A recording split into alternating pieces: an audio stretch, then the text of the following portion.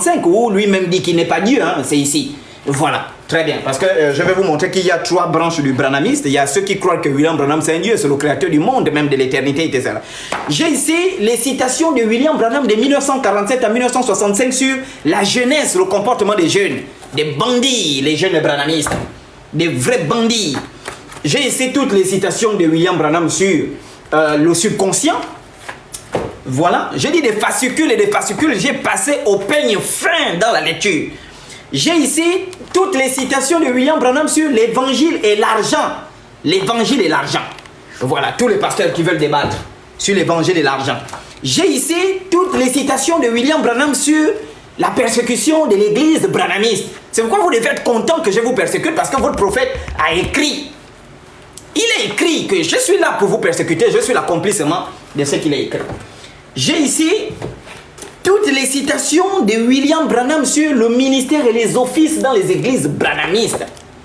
Bon, je ne vais pas tout ramasser, hein, voilà. Donc pour vous montrer que celui qui est en face de vous, qui vient parler des églises du message de William Branham, voici William Branham, celui qui vient parler des églises du message de William Branham, c'est pas un enfant, c'est quelqu'un qui a pris le temps d'analyser ces églises et voir le désordre qu'il y a là-bas.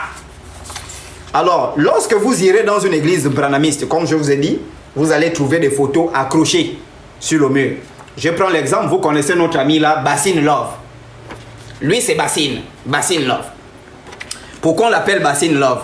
C'est un branhamiste parce qu'il escroque les fidèles avec des bassines. Bassin Love qui est là. Alors, on ne va pas parler de lui, c'était juste pour vous montrer quelque chose.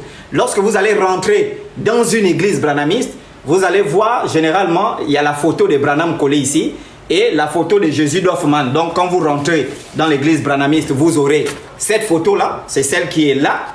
J'espère que vous la voyez bien. Cette photo-là, vous allez la voir ici. Et ensuite, vous allez voir généralement au milieu, bon, ça dépend des églises, hein, au milieu, vous allez trouver cette photo de Jésus d'Hoffman. Et je vous avais déjà parlé de cette photo, que l'original de cette photo-là, c'est cette photo-là. Vous voyez? Donc, eux, ils ont fait quoi? Ils ont manipulé cette photo-là. Ils l'ont coupée ici, ils l'ont coupée ici pour donner ça. Et ensuite, ils mentent aux Africains dans les églises que là, c'est Jésus. Il regarde à droite ou à l'ouest. Il est en train de regarder les Africains. Or, c'est un mensonge total. On voit bien Jésus ici, c'est une peinture de Hoffman. Voilà, qui a été installée ou bien qui a été...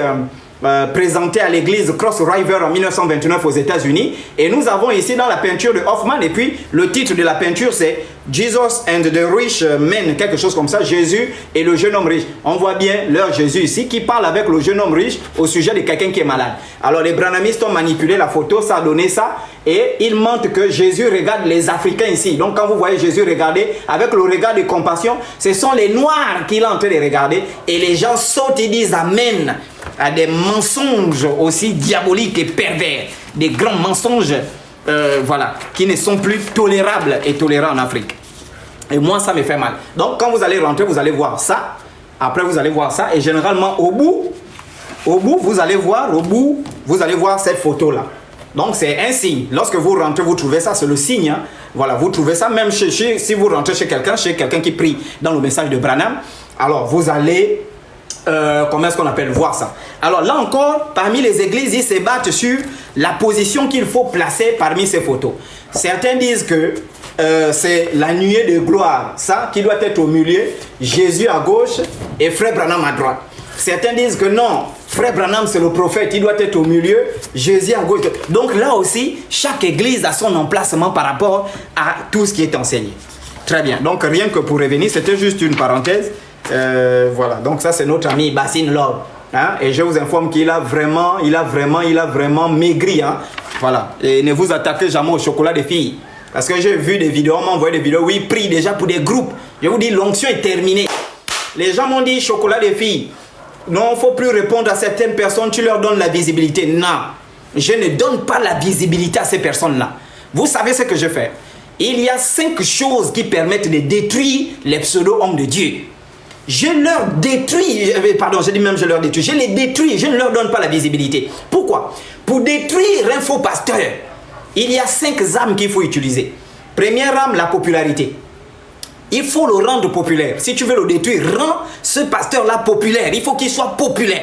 Premier critère, rend le pasteur populaire. Il faut qu'il soit populaire. Il faut qu'il se nourrisse de la popularité. Ce qu'on appelle le buzz. Il faut qu'il respire le buzz. Il faut qu'il recherche le buzz. Et quand le buzz là diminue, il faut qu'il fasse des bêtises pour amener le buzz à l'existence. Première chose, la popularité qui détruit. Deuxième chose, l'argent. Si tu veux détruire un faux pasteur, l'argent, il faut le corrompre par l'argent. Troisième chose qui détruit un faux pasteur, ce sont les femmes. Voilà, eux, comme ils prêchent les choses, oh non, il faut perdre dans la polygamie, oh non, il faut seulement sortir une seule femme. Je vais les dépouiller ici. Il y a un chantre, je vous ai dit ça dans mes vidéos, il y a un chantre qui a osé me diffamer. Il a osé me diffamer sur Facebook. A beau donner des avertissements que Dieu arrête ça, il a osé me diffamer. Le dossier est là. J'arrive. Hein?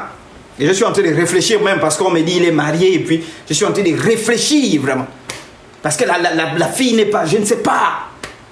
Hein? Très bien. Donc, la troisième chose sont les femmes. Voilà, vous envoyez les petites gazelles là, hein, les petites bapounous qui ont les pieds noirs. Vous les envoyez dans les églises de ces gens-là. Ils vont fouetter ça, les bapounous. Les bapounous, voilà, les petites banjabis bêtes là. Donc, ils vont fouetter ça. Et donc, vous envoyez, voici les petites femmes. C'est pourquoi vous les voyez, ils sont trop faibles par rapport... C'est-à-dire que le sexe, c'est quelque chose qu'ils mangent. Ils mangent le sexe, ils mangent les femmes. Ces hommes de Dieu là. Donc, vous prenez des bonnes petites bapounous de Moabi, qui ont les pieds noirs là, comme les poules du village. Allez. Vous les envoyez dans les églises. Elles font tomber ces connards là. Voilà. Ils ne parlent plus. Bien, vous envoyez quelques petites femmes là. Les femmes de Bitam ou des Minzik. Donc, eux, avec les femmes, c'est-à-dire que c'est une faiblesse. Donc, troisième chose, les femmes. Quatrième chose aujourd'hui, pour faire tomber un pasteur, on utilise les réseaux sociaux. Les réseaux sociaux font tomber des pasteurs. Il suffit que tu exposes sa popularité, tu exposes son argent, tu exposes sa vie de femme sur les réseaux sociaux, il tombe. Et je sais ce que je fais. Ne vous inquiétez pas. Je sais, moi, le chocolat, je sais où je vous amène. Donc, et la cinquième chose, si vous voulez faire tomber les hommes de Dieu, les faux hommes de Dieu, les hommes du diable, les hommes des grenouilles, les hommes des PD, les hommes des fesses. Ce ne sont pas les hommes de Dieu, ce sont les hommes des fesses. Ce sont les hommes des PD. Ce sont les hommes des vrais gorilles singes, méchants qui sont pédophiles, horribles, moussato, bordel qui sont, prophètes comme prophétesses. Donc si vous voulez les faire tomber, vous allez utiliser l'une de leurs plus grandes faiblesses, c'est la vie de leurs enfants. Je vous informe que la vie des faux pasteurs, les enfants des faux pasteurs, ne vivent pas la Bible. Ce sont des pervers. Les enfants des pasteurs que vous voyez là sont dans la vente du chanvre. On attrape les pauvres là cadeau. Les enfants des pasteurs sont des grands dealers de chanvre. Les enfants des pasteurs sont les grands dealers de Kobolo. Les enfants des pasteurs sont les grands escrocs. Les filles des pasteurs, et d'ailleurs tous sont les noms bibliques. Les Sarah, les Déborah, les Dorcas, les je ne sais pas quoi, les donc toutes ces pembèches, des bonnes vilaines, ces enfants des pasteurs. Donc il suffit que tu exposes la vie de ces enfants-là. C'est fini, le pasteur tombe. Si tu n'exposes pas la vie de ses enfants, expose la vie de sa femme. Je vous informe que les femmes des pasteurs font partie des plus grandes critiqueuses dans les églises. Parce que tous les secrets de l'église, quand le mari part à la maison, tous les secrets de l'église, quand ce chien-là, les gens viennent à l'église se confesser devient un chien qui a déjà le ventre rempli avec le gari ou encore les beignets qu'il a fini de manger, que les femmes des gens préparent.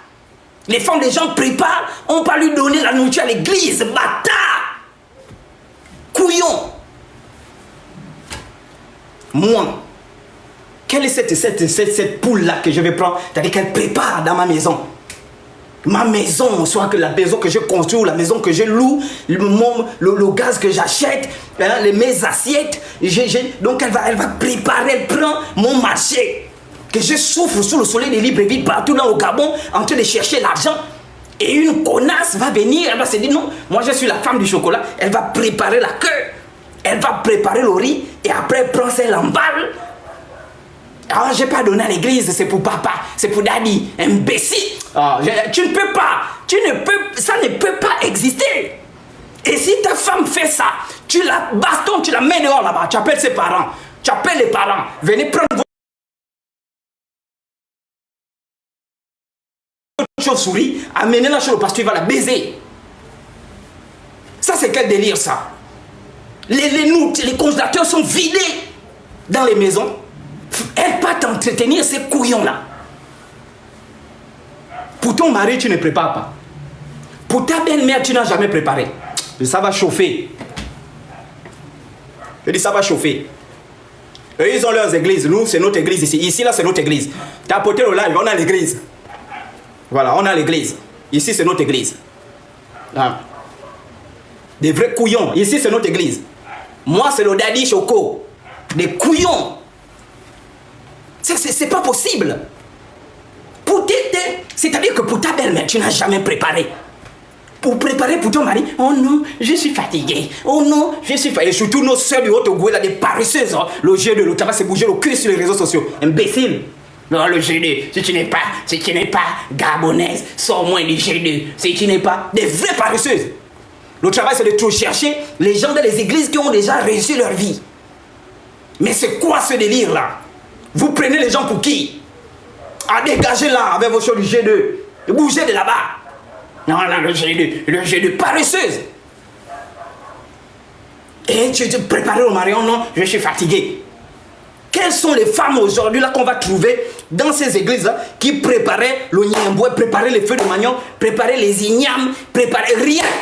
Tu vas voir cette bordel là, c'est quand il faut aller préparer pour l'anniversaire de la femme du pasteur.